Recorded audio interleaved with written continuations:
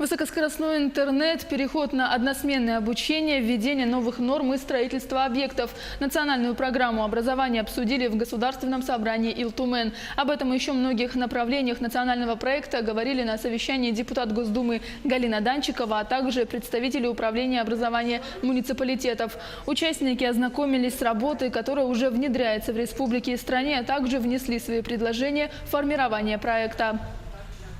Основная цель данного проекта, национального проекта образования, к 2024 году стать конкурентоспособными на мировом уровне и войти в 10 ведущих стран мира по качеству общего образования в стране. Этих направлений 10.